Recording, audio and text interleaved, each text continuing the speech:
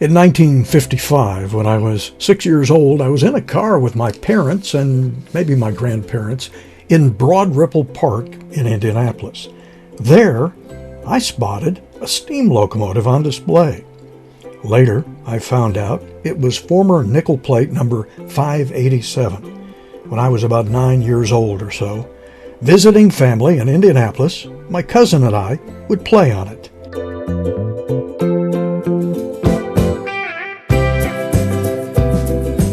I wrote about that in an article in Trains magazine in 1986. That was when I learned the engine was to be restored to service. I'd often thought about that restoration, but never believed it would really happen. Like many locomotives displayed for any amount of time, 587 suffered from exposure to the elements. However, later in its display, a roof covered it. 587 was moved out of Broad Ripple Park to make way for a new library, and restoration of the steam locomotive began. Once again, the USRA 282 was under steam in the 1980s. In 1988, my parents treated me for my 40th birthday with a surprise, a ticket to ride behind 587 on an excursion on the Indiana Railroad from Indianapolis to Bloomington and return. My cousin, the late John Dowdell, and I enjoyed seeing the 587 under steam, and once again, we were in the cab just like we were when we were boys. Except 587 was no longer by itself in a park, but on excursion day, people gathered to it.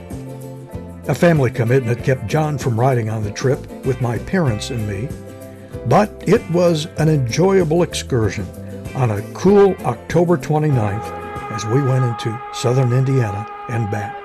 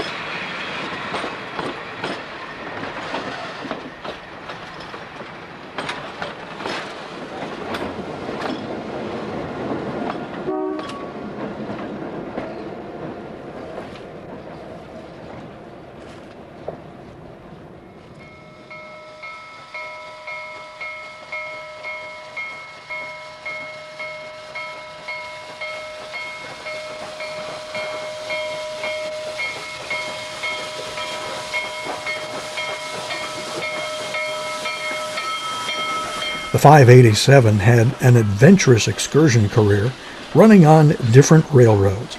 Later, the engine was down for servicing, and I came across it perhaps around the year 2005 or so, when it was being worked on at the Indiana Railroad Museum. Conflicts with the city of Noblesville, Indiana, where the museum was located, resulted in the museum being evicted. 587 was rescued from the chaos of the eviction. It went to the Kentucky Steam Heritage Corporation in Ravenna, Kentucky.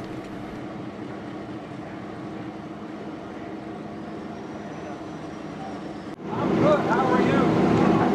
Are you keeping warm in there? Are you keeping warm in there?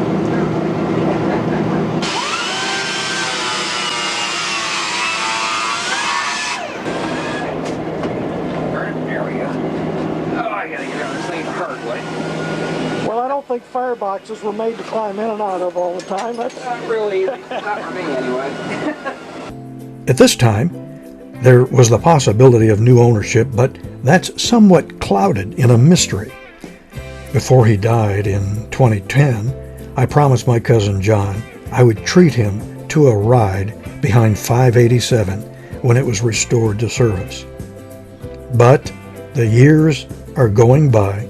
The engine is dismantled in storage, and I'm not even sure if I will be living if 587 ever runs again. Hey, John, what do you think? This is neat. A long time since we've seen this, huh? It's been a long time since we've been on it. How come we aren't doing his job? That's what we used to do. I don't know, we ought to be doing this job.